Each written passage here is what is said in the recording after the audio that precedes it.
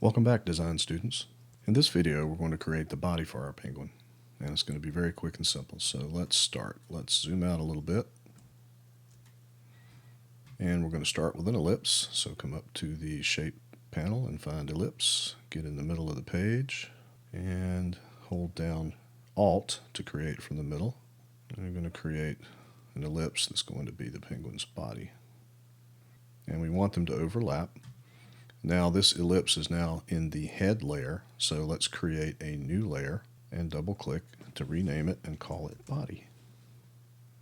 And then grab the body ellipse we just made and drop it in the body layer. And pull the body layer down below the head layer, like so. And now let's put the highlight like we have on the head on the body. Remember, we filled this with a linear gradient, so click the color swatch, fill it with a linear gradient, and then move the gradient up and move the sliders around a little bit to tighten that up. You can do this, or you can do it up here.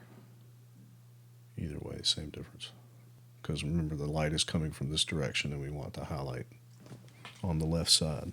So then we're going to do the same thing we did with the head. We're going to select the body ellipse and hit Control-C, Control-V, and we're going to hold down Shift and Alt and scale that down.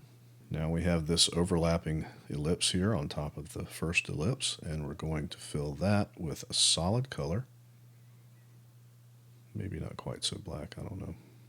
And we're going to select it and add a blur to it. And that will allow us to tighten up that highlight on the side of the body there. Now I probably don't want to highlight here below the neck, so I'm going to select this. Select the fill so that I can maybe move that a little bit. Yeah, there we go. Okay, now we need to create the white patch on the front of the penguin. So select the blurred sphere, or the blurred ellipse, hit Control-C, Control-V, and delete the blur from that one, and fill it with white. Sorry, fill it with color fill, and fill it with white. And now we're going to select this ellipse, make sure you have it selected, and we're going to right click and convert it to a path so that we can then get the subselect tool and pull down this piece right here like so.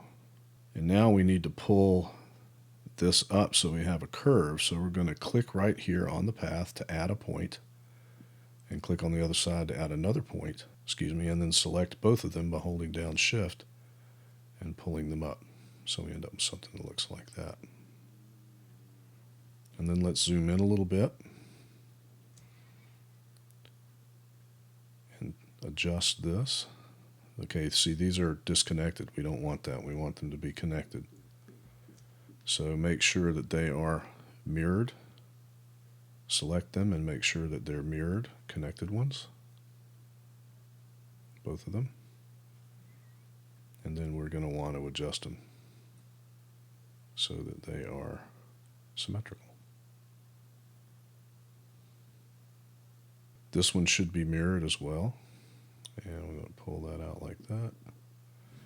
And maybe pull this in a little bit and pull this in a little bit. And we zoom out, we have our white belly patch. So now we're going to get the pointer tool, select the white belly patch, and add a slight blur to it, just so it's not so defined. Now we have a penguin with a body. So now in the next video, in the next video, we're going to work on the wings, and maybe we'll add a shadow here for the beak, and then after that we'll do the feet, and then we'll do the background scene. And I'll see you in the next video.